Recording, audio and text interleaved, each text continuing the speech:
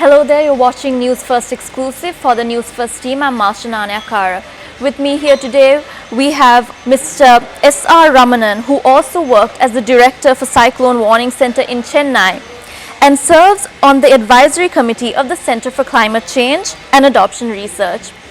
Mr. Ramanan, diving right into the first question, what are the measures that you think that developing countries like Sri Lanka should take to combat climate change, countries that perhaps do not have the necessary investment to invest in climate change as opposed to developed countries?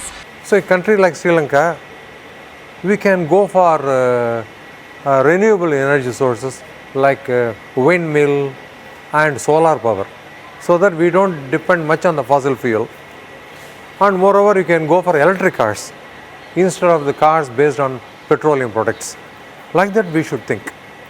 And we should grow crops which demand less water. So the agronomists, they should think of research in that field so that we come out with such solutions.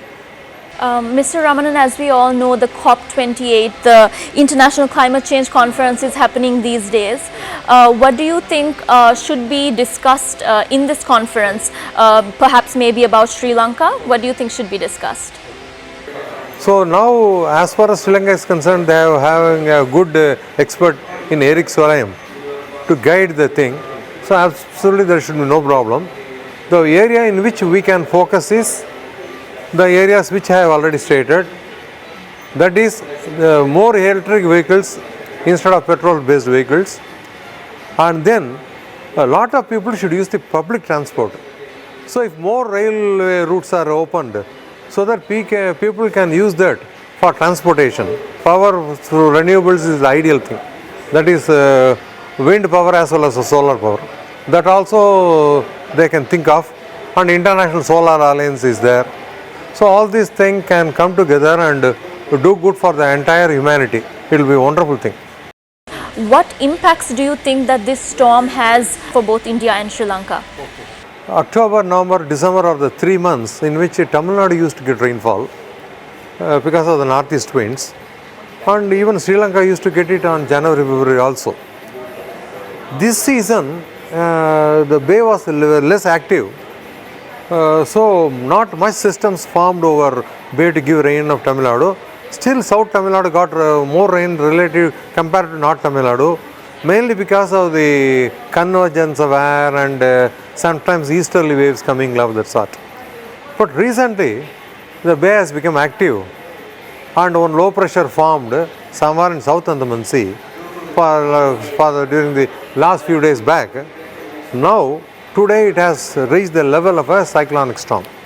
This system is expected to move in a west-northwesterly direction close to Chennai. It will be some 110 kilometers away from Chennai.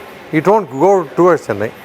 And afterwards it was expected to move north and expected to move across the South Andhra Pradesh coast between Nellore and Machilipatnam. That was expected by forenoon of tomorrow. The wind speeds of the order of 90 to 100 kilometers, reaching even 110 kilometers is expected when the storm is likely to cross in the South Andhra coast. Because of that, torrential rain is expected over North Tamil Nadu and South Andhra coast during this period. And wind speeds, surface winds also will be high in these areas. Thank you, Mr. S.R. Ramanan, for joining us today to discuss these issues on climate change. You're watching the News First exclusive. Until next time, for the News First team, I'm Marsha Nanyakara.